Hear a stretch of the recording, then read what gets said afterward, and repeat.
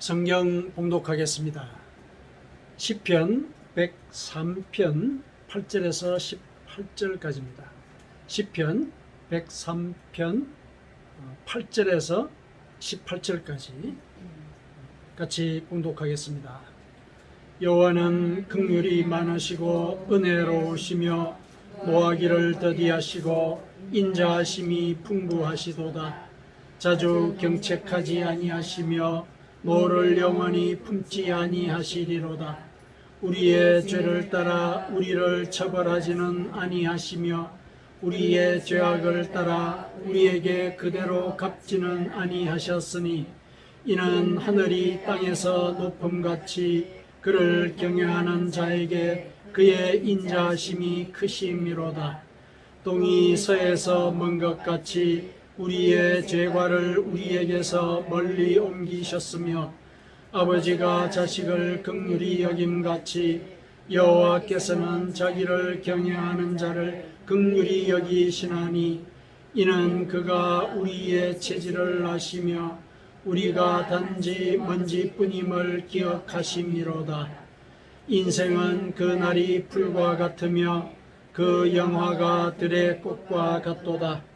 그것은 바람이 지나가면 없어지나니 그 있던 자리도 다시 알지 못하거니와 여호와의 인자하심은 자기를 경외하는 자에게 영원부터 영원까지 이르며 그의 의는 자손의 자손에게 이르리니 곧 그의 언약을 지키고 그의 법도를 기억하여 행하는 자에게로다. 아멘. 사람들은 우리에게 기독교의 본질이 뭐냐 이렇게 묻습니다. 그 질문의 의도가 무엇인지는 우리는 알 수는 없지만은 우리는 그 질문에 대해서 답을 제공해야 합니다.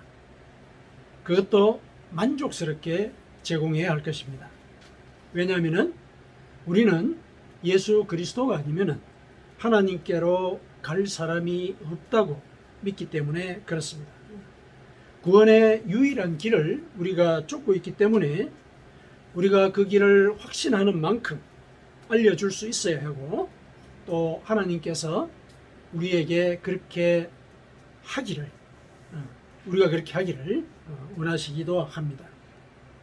물론 이제 상대방이 우리의 말을 받아들이고서 믿음의 자리에 이렇게 동참하게 되느냐 하는 거기까지는 우리가 감당할 수가 없습니다.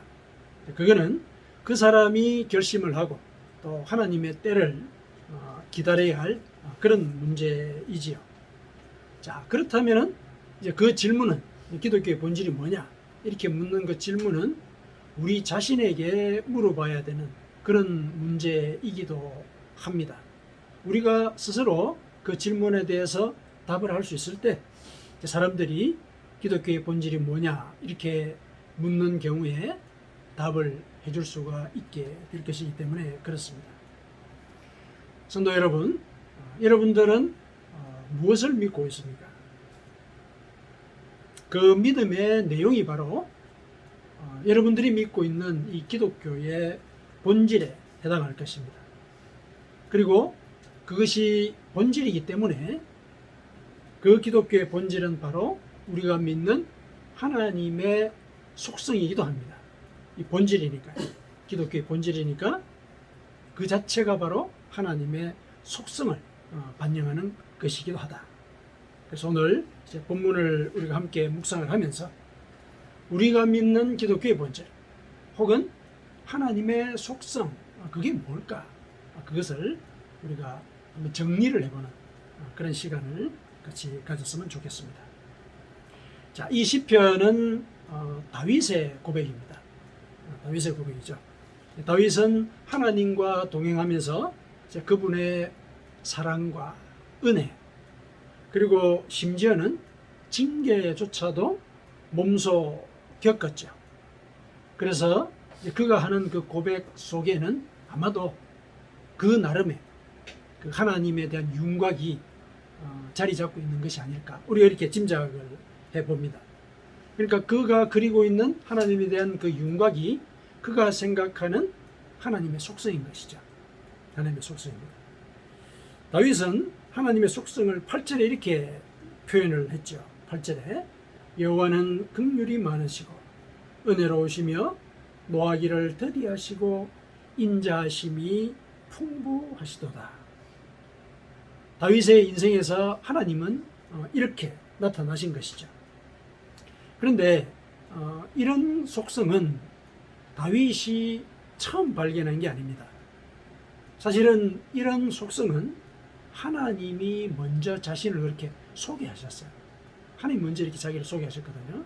어디서 먼저 소개를 하셨냐면은 하나님이 모세를 부르셨을 때, 모세를 이렇게 애굽으로 들어가서 이스라엘 백성을 이렇게 해방시키려는 그런 사명을 줬잖아요. 주시고 그리고 이제 그 일을 수행하게 하셨죠. 그러고 난 뒤에 광야에서 모세를 시내산으로 다시 부르세요. 왜 부르셨느냐? 십계명을 주셨죠. 십계명을 주셨거든요. 십계명을 주시려고 모세를 부르셨을 때 두 번을 부르셨어요. 두 번을 부르셨거든요. 두 번째 모세를 부르셨을 때 하나님이 자신을 모세에게 이렇게 소개를 하신 거예요. 출애굽기 34장 6절에 출애굽기 34장 6절에 하나님이 자신을 이렇게 소개하셨어요. 여호와라, 여호와라. 우리 이제 이렇게 번역은 여호와라, 여호와라고 라자를 붙였는데 본문은 그러니까 여호와, 여호와. 너희들이 부르는 그 여호와라는 그 이름, 거기에 대해서 내가 소개를 하겠다. 이런 차원에서 여호와, 여호와. 그가 누구냐면은 하고 뒤에 이어서 이렇게 말씀을 하세요. 자비롭고 은혜롭고 노하기를 더디하고 인자와 진실이 많은 하나님이다. 이렇게 소개를 하세요. 자, 하나님이 자기를 소개하신 이 말씀하고 다윗이 하나님의 속성이라고 고백한 그 말씀 중에 혹시 차이점을 발견하셨나요? 차이점 발견하셨어요?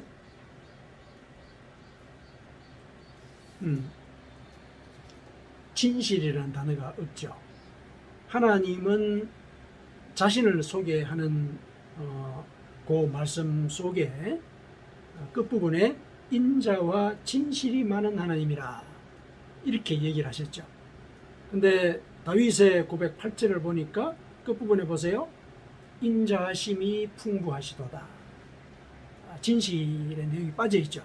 그렇죠? 진실이 빠져 있습니다. 이 왜 빠졌을까? 이 이유는 이제 명확하지는 않습니다.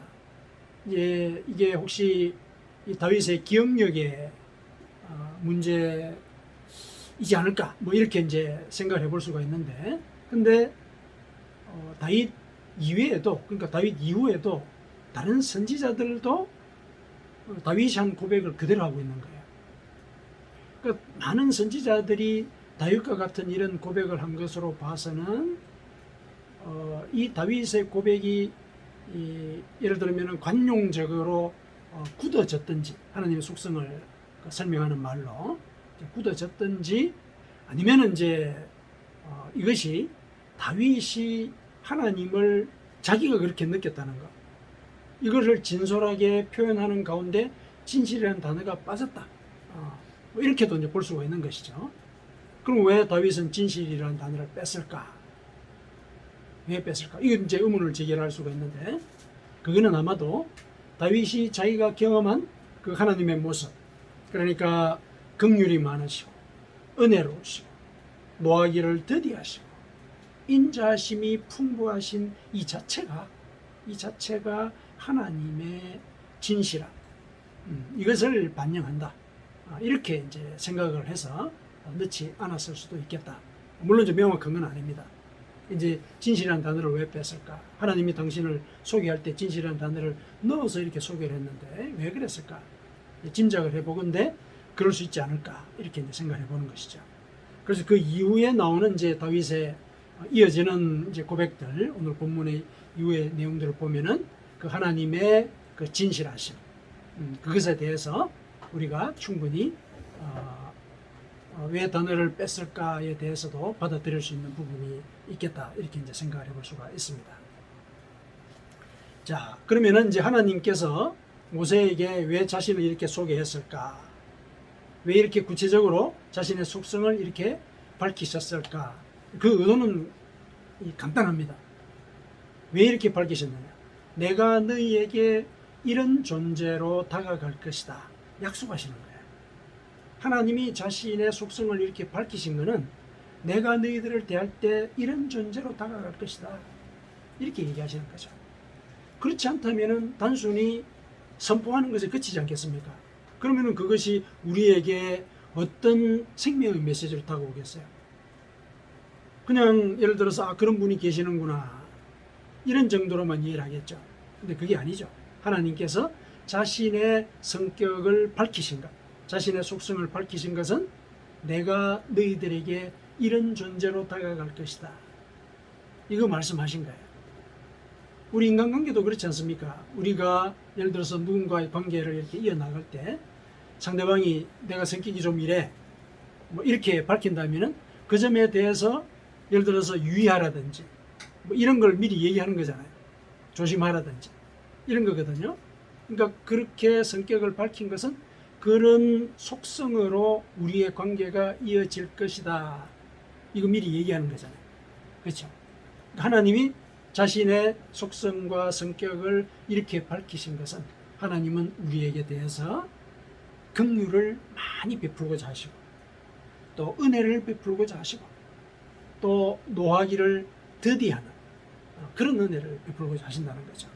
그러면서 인자하심을 풍부하게 베풀고자 하신다. 이게 너희들이 부르는 그 여호와예요. 그 여호와가 이런 속성을 갖고 있고 이런 성격으로 너희들과 관계를 맺고자 한다. 이거 밝히신 겁니다. 이걸 밝히셨어요. 실제로 모세를 그렇게 불렀을 때 이렇게 당신을 소개하지 않았습니까? 소개하고 나신 뒤에 그렇게 말씀하신 대로 사실은 실행을 하셨어요. 모세를 불렀던 그 상황이 어떤 상황이냐면은 조금 전에 말씀을 드렸듯이 모세를 2번 부르셨다 그러지 않았습니까? 시내산으로. 첫 번째 부르셨을 때 십계명을 주시려고 부르셨어요. 당신이 직접 돌판을 제작을 해가지고 그 돌판에다가 십계명을 직접 쓰셨어요.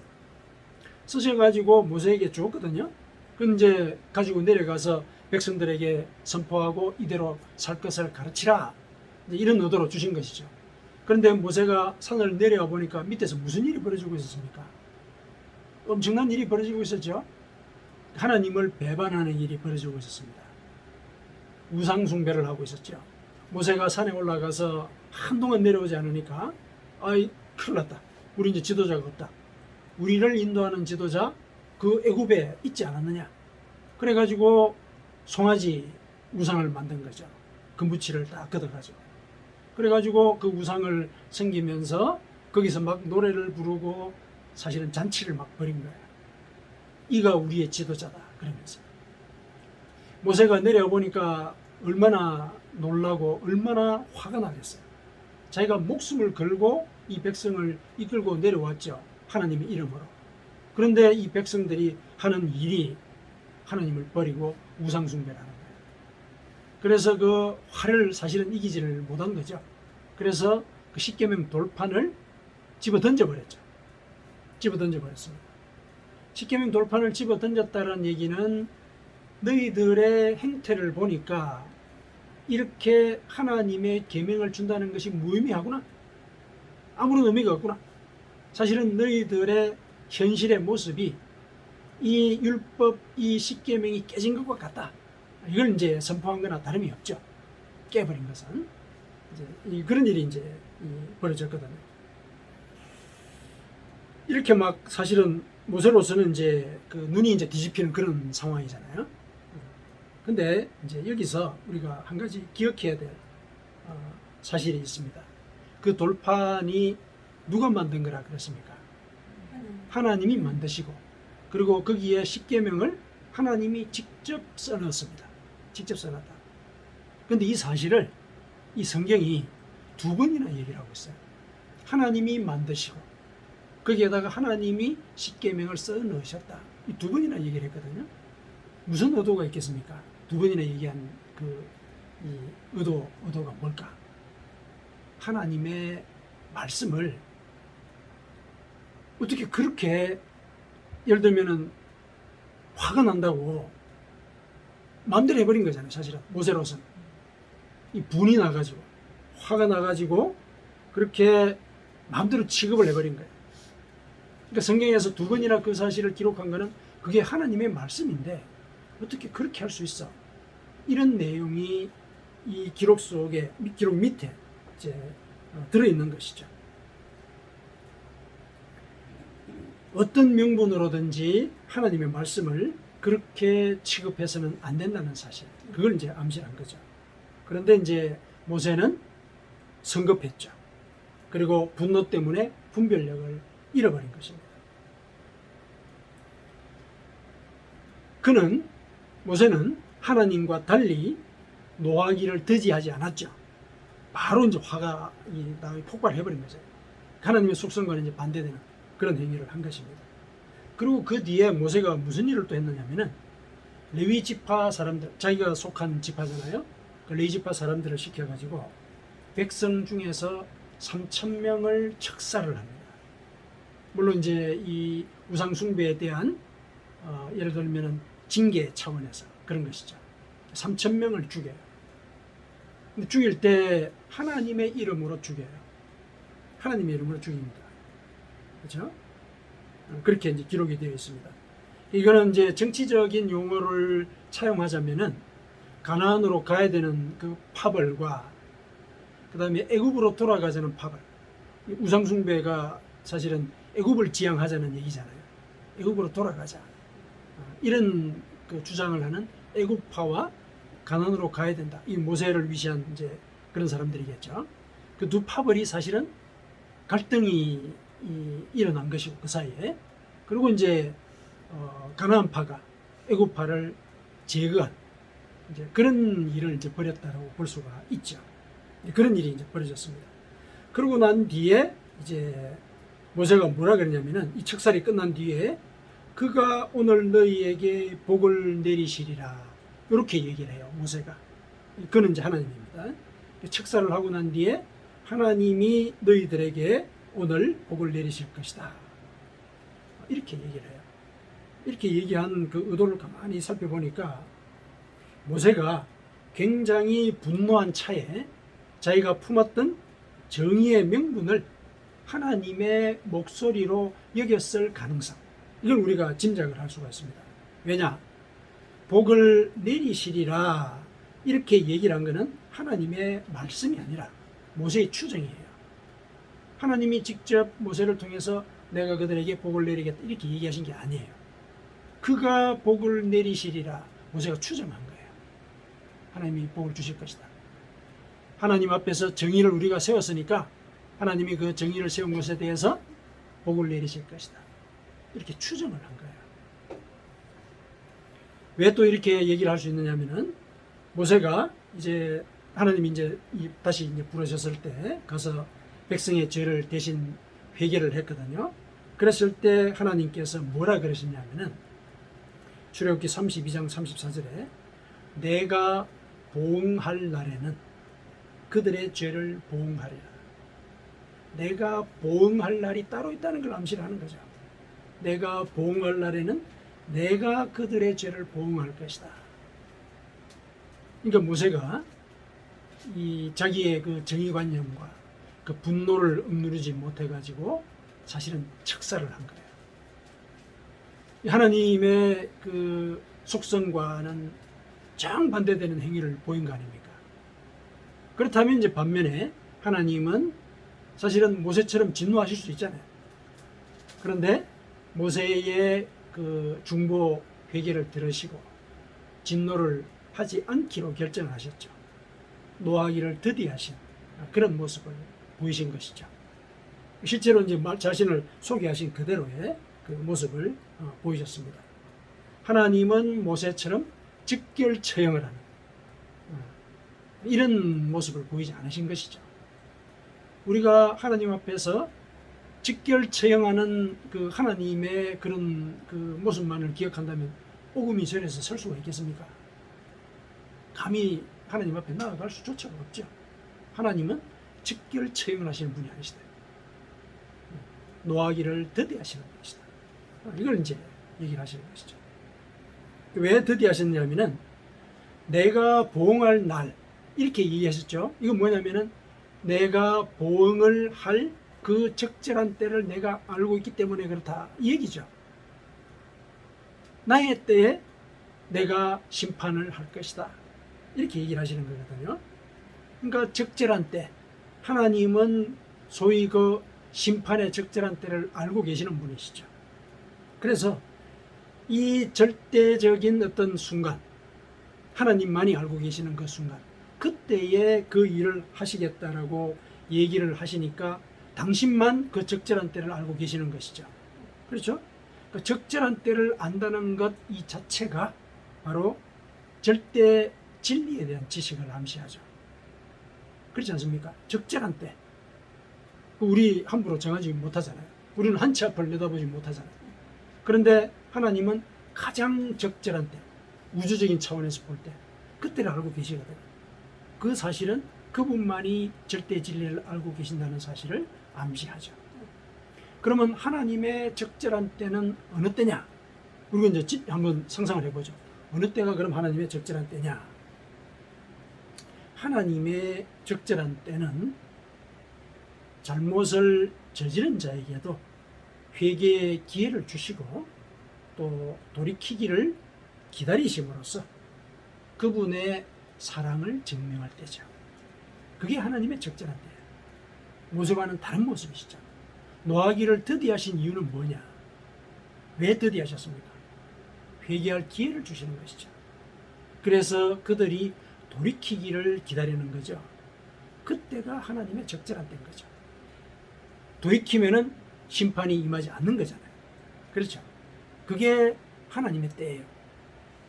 그 노하기를 더디하신다는 이 말씀 뒤에는 하나님의 사랑이 암시대가 되어 있죠. 회개하고 돌아오기를 기다리시는 거예요.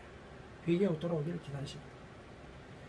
사실 그 하나님의 사랑, 우리가 이 8절에서 읽은 그 인자하심으로 표현된 그 사랑, 이거는 원어를 보면은 헤세드예요. 헤세드. 여러분 들었죠? 헤세드가 어떤 의미가 있는 단어입니까? 사랑 중에서도 실패하지 않는 사랑. 그걸 헤세드라 그러거든요. 그 성경에서 하나님의 인자하심을 언급할 때 그 인자하심은 헤세드예요. 하나님께서 베푸시는 그 사랑은 실패하지 않는 사랑입니다. 그렇죠? 이 실패하지 않는 사랑, 이 속성을 하나님의 적절한 때에 연결시킬 수가 있겠죠. 그렇지 않습니까? 하나님은 직결 처형을 하지 않으시고 회개할 기회를 주셔서 돌아오기를 기다리시는 거죠. 돌아오기를 기다리세요. 그래서 그때 돌아오면, 그러니까 돌아오는 그때 하나님은 그 죄를 용서하시는 것이죠. 그렇다면 하나님의 사랑이 실패하지 않은 것이 되는 거죠. 실패하지 않은 것이 되는 거예요. 하나님의 이제 속성은 이렇게 우리에게 베풀어지고 또 광야 생활 내내 사실은 하나님은 이런 모습을 보이셨죠. 얼마나 많은 죄를 저질렀습니까? 하나님을 원망하고 먹을 것이 없다. 그러면 우리 도로 돌아가자. 그런 얘기를 해가지고 모세의 또 이렇게 성질을 이렇게 긁고 막 그랬잖아요. 모세의 성질을 긁는 그거는 하나님의 그 사역을 방해하는 거였죠. 방해하는 거였습니다. 그래서 하나님이 중간중간에 진노하긴 하셨어요. 질서를 잡기 위해서 진노하긴 하셨지만은 궁극에는 가나안 땅으로 데리고 갔잖아요. 궁극. 그 궁극을 볼 때 하나님의 사랑은 실패하지 않으시고 실패하지 않는 그 사랑은 결국 그들에게 노를 즉각적으로 실행하지 않음으로써 그들이 돌아오기를 기다리는 그런 모습을 보였다. 그 사랑이 바로 또 절대 진리를 암시한다. 절대 진리. 인간이 회개하고 다시 회복할 그때 인간은 알 수 없다. 그건 하나님은 그걸 알고 계신다. 알고 계신다. 그러면은 그 사랑은 또 하나님의 진리를 대변하는 그런 모습일 수가 있다. 그러니까 지금 무슨 얘기하고 있습니까? 하나님의 그 속성이 사랑인데 그 사랑이 곧 진리이기도 하다. 그 얘기를 하는 거죠. 진리이기도 하다. 자, 오늘 본문의 8절을 보면은 이제 그 사실을 우리가 다시 한 번 더 확인을 할 수가 있습니다. 오늘 8절을 보면은 여호와는 긍휼이 많으시고 은혜로우시며 노하기를 더디하시고 인자하심이 풍부하시도다. 이렇게 한 문장으로 쭉 이렇게 연결이 되어 있어서 마치 하나님의 속성이 네 가지로 표현이 된 것처럼 그렇게 보이죠. 그렇죠. 기본적으로 네 가지로 표현이 된 것처럼 보이는데 이 원문을 보니까 긍휼이 많으시고 은혜로우심, 이게 한 묶음이에요. 그리고 이어서 노하기를 더디하시고 인자하심, 이게 또 한 묶음이에요. 이게 이렇게 중간에 쭉 이렇게 네 가지의 속성으로 하나님이 성격을 이렇게 묘사하는 이런 구성이 아니에요. 그러니까 굳이 문법적인 구성을 따지자면은 긍휼이 많으시고 은혜로우신 그 모습이 바로 노하기를 더디하시고 인자하심이 풍부하신 모습으로 나타난다. 그런 존재가 하나님이시다. 이렇게 되어 있어요. 문장 구성 자체가. 자, 그러면 이제 이 하나님이 당신을 소개하신 이 말씀을 결국 앞서 모세와의 관계에서 설명을 했던 사랑과 진리에다가 대입을 해보면은 그렇게 묻는 것이 당신의 속성을 상당히 명확하게 지시를 하고 있다. 이렇게 볼 수가 있습니다. 자, 노하기를 더디하시고 인자심이 풍부하다. 이 하나님의 사랑을 가리키는 거죠. 노하기를 더디한다는 것을 하나님의 사랑과 연결시킨 이유를 아시겠죠. 노하기를 더디하신다. 직결체행을 하지 않으시는 거죠. 죄를 용서하고자 하는 그런 뜻이 계시다는 거죠. 그렇죠? 노하기를 더디하시는 것. 그러니까 하나님의 사랑이라고 하는 것은 죄를 용서하는 데서 구체적으로 드러납니다. 그거는 예수 그리스도의 사역을 통해서도 우리가 확인할 수 있잖아요. 예수 그리스도께서 우리의 죄를 용서하고자 하셨잖아요. 용서하고자. 그래서 당신의 생명을 바치지 않으셨습니까? 자, 그 생명을 바쳤다고 했을 때 단지 인간적인 생명만 바친 것으로 그분의 사랑을 표시한 건 아니에요. 예수 그리스도께서 이 땅에 오셨을 때 그분은 인간의 몸을 입은 하나님이시죠. 그분이 인간의 몸을 입음으로 해서 그분은 하나님의 자리를 포기하신 거예요. 하나님이 하나님의 자리를 포기했다는 것은 하나님이 스스로 생명을 버린 것과 같은 거예요. 그렇죠? 그거는 우리 이해할 수 있잖아요. 하나님이 하나님의 자리를 버렸다. 이거는 하나님으로서의 생명을 버린 것이다. 왜? 인간의 죄를 대속하고자 하는 그런 사랑을 실현하기 위해서 하나님임을 포기한 거예요. 그런 모습이 육신을 입은 그 형체에서도 드러났죠. 육신을 입은 상태에서도 그분은 십자가에서 생명을 버리셨죠. 이렇게 반복이 되는 거예요. 그 형체가. 그거는 결국 우리에 대한 사랑 때문에 그러한 것이었다.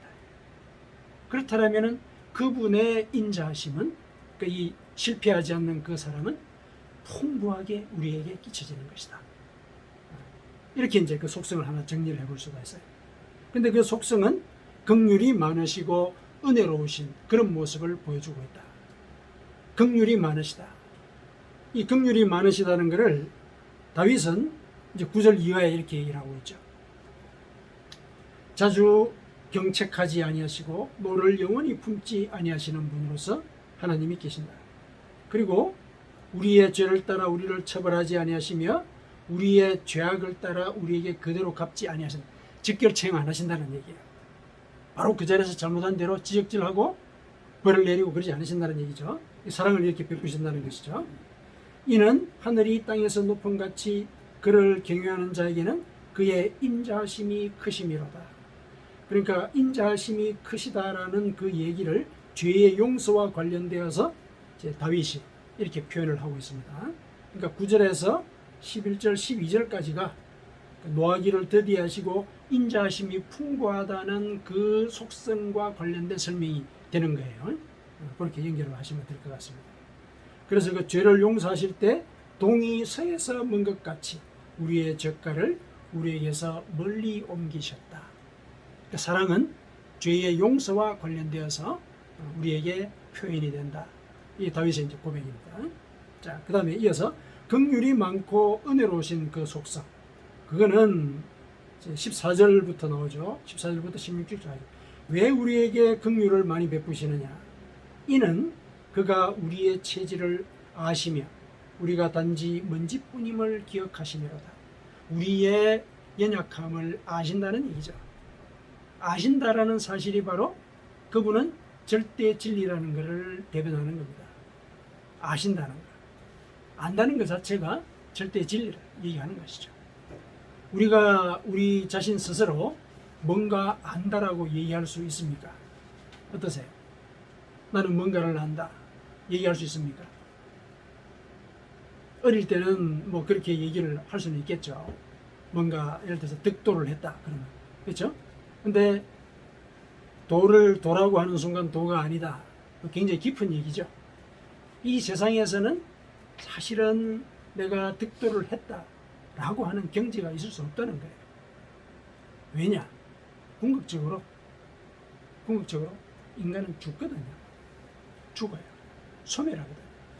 그래서 그 도라고 하는 것도 인간의 육신과 관련되어서는 도가 아닌 거예요. 그 추상적인 가치는 도로서 남아있을 수 있지만은 그 가치를 우리의 삶 속에 실현해서 내가 득도했다 이렇게는 얘기를 못한다는 거죠. 이 세상에서는 안다라고 얘기할 수 있는 그런 경지가 없어요. 근데 하나님은 아신다잖아요. 아십니다. 그것도 뭘 아신다고요? 그가 우리의 체질을 아십니다. 우리가 단지 먼지뿐임을 기억하신다. 우리의 연약함을 알고 계신다는 거죠.